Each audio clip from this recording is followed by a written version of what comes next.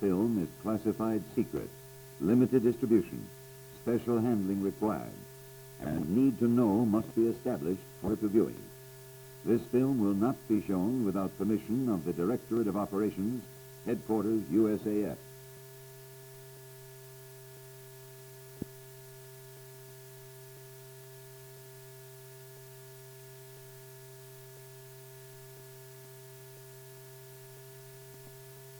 On 15 May 1962, the Ryan Aeronautical Company completed a contract with the United States Air Force for modifying 3 standard Q-2C target drones to a reconnaissance drone configuration. In early July, the Air Force directed that these drones should undergo simulated operational environment within the ZI before consideration would be given to possible operational use. Preparations were made at Holloman Air Force Base to deploy 2 drones for simulated operations. Drone spare parts were packed in flyaway kits. Tools and checkout equipment were ready for transit to another base. On 20 July, orders were received to deploy 2 reconnaissance drones and 16 contractor technicians to MacDill Air Force Base for approximately 20 days. On 23 July, 2 C-124 cargo planes arrived at Holloman to provide logistic support for the deployment. The purpose of the simulated deployment was twofold. First, to test the reliability and navigational accuracy of the drones under operational conditions, with consideration being given to range restrictions and the location of early warning radars.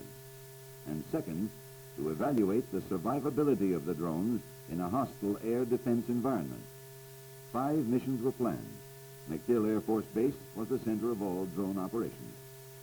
This is a summary report of Operation Firefly. The flyaway kits of drone spare parts, ground support equipment, and operations personnel were loaded in 1 C-124. The MSQ-1A terminal control radar was loaded in the other.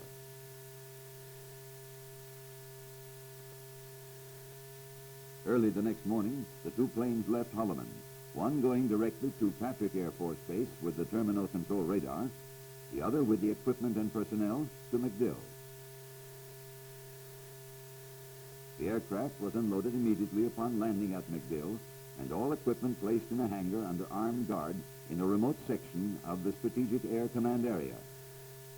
On 26 July, the C-130A drone launch aircraft, carrying 2 drones under its wings, arrived at MacDill.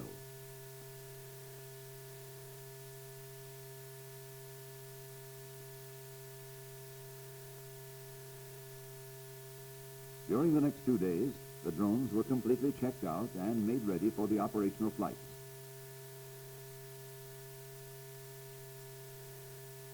The camera system was assembled and checked to ensure efficient and proper operation.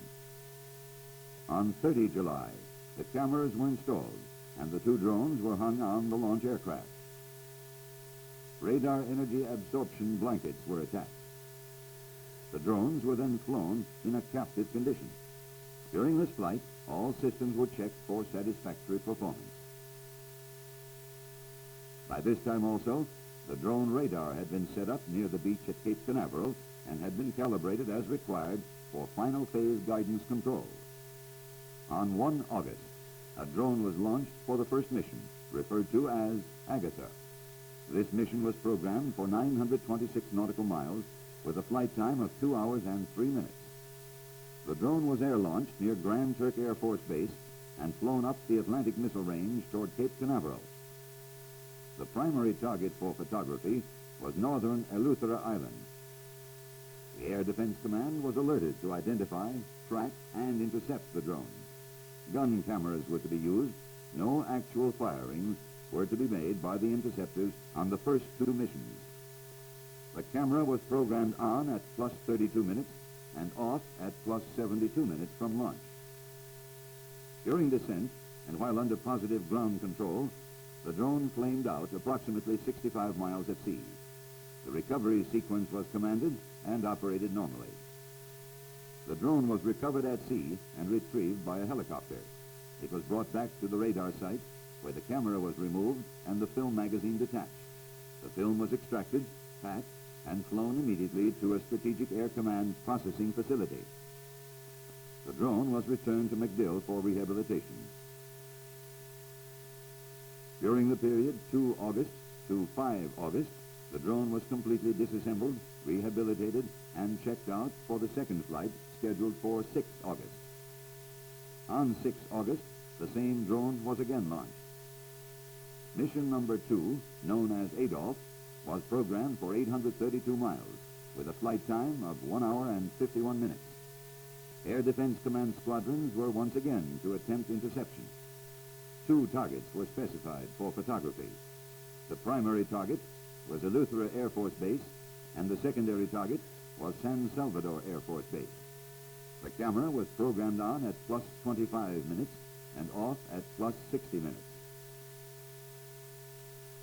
The drone terminal control radar picked the drone up on schedule, and the remote controller took command.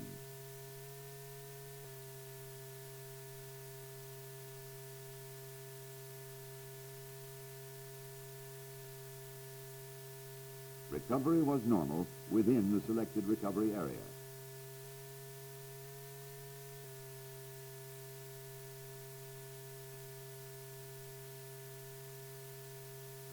A team removed the camera and placed it in its container for transit.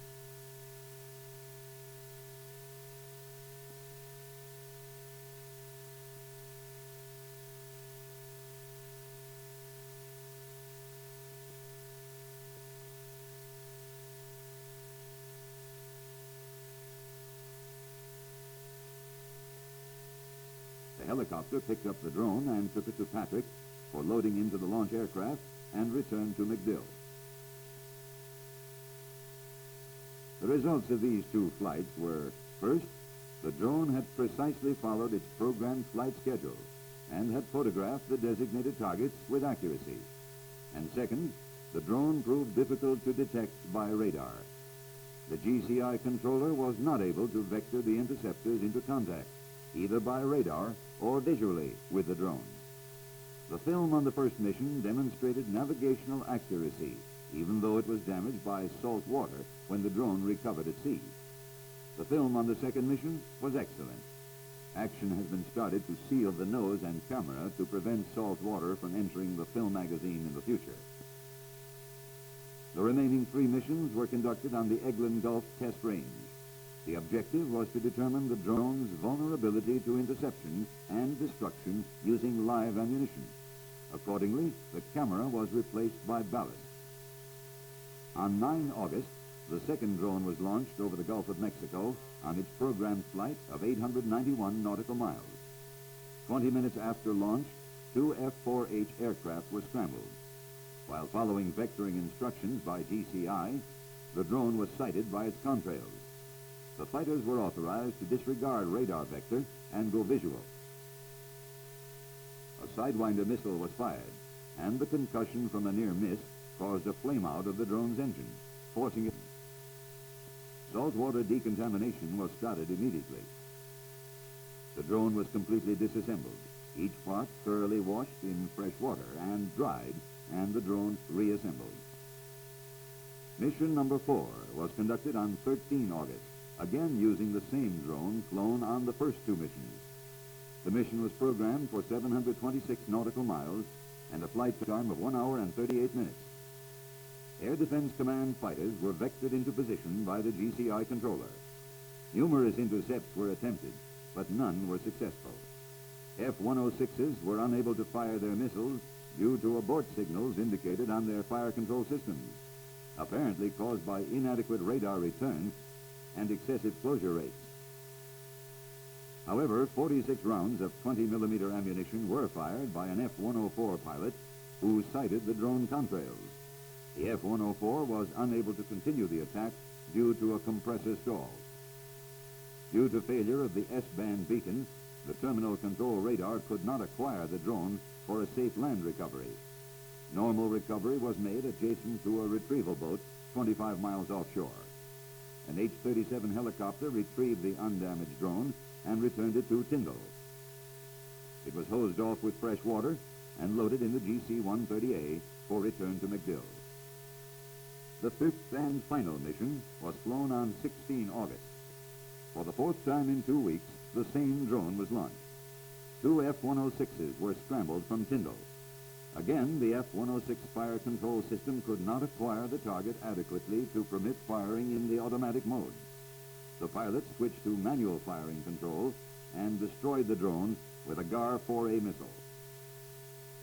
On 17 August, with the operation concluded, a C-97 and the C-130A returned the remaining drone, equipment, and personnel to San Diego.